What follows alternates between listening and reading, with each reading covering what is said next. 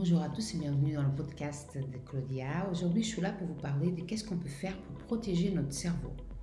Qu'est-ce qu'on peut faire pour maintenir notre corps en forme?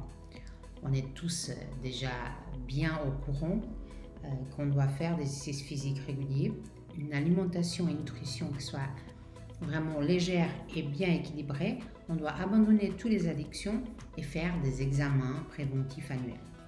Maintenant, le grand défi est savoir comment on peut aider à maintenir notre santé cognitive, notre santé mentale, notre santé cérébrale et contenir, pour ne pas dire éviter, la mort naturelle de neurones. Comme ça, on pourra préserver notre santé mentale et avoir plus de capacité, de faire plus de potentiel à la capacité de chacun de nous. Bien sûr que je vous ai déjà parlé sur les entraînements de neuroplasticité, que c'est des entraînements du cerveau, du système nerveux, dans cette vertu cognitive, émotionnelle et sensorielle.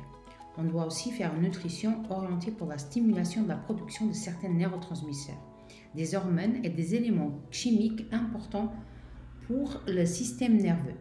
C'est très important qu'on fasse cette nutrition avec des antioxydants, parce que ce sont eux qui combattent et qui neutralisent les radicaux libres. Les armes principales sont les vitamines C et E, les caroténoïdes, les flavonoïdes et le sélique.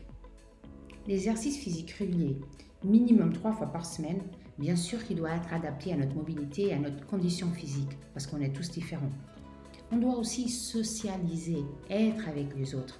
On est des animaux sociaux. On est fait pour partager des expériences, des émotions, pour être avec les autres.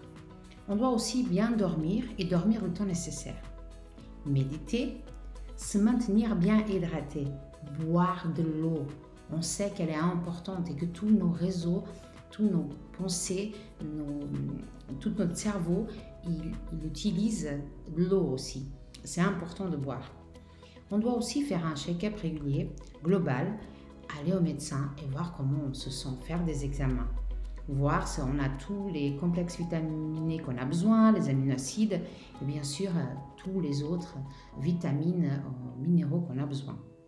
De cette façon-là, on n'arrive pas simplement à protéger notre cerveau, mais on peut même prévenir des maladies neurodégénératives.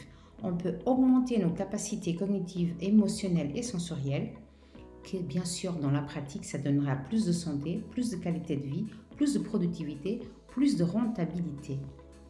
Ça veut dire qu'on sera beaucoup plus heureux.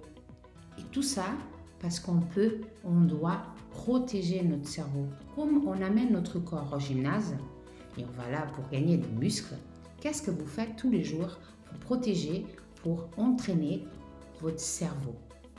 Ça, c'est votre responsabilité. Votre cerveau, il permet que tout le reste de la machine, elle puisse être en route.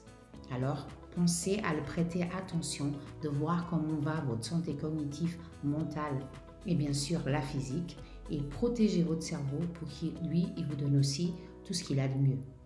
Je vous souhaite de garder une attitude positive et créative et je vous dis à très vite pour un autre podcast.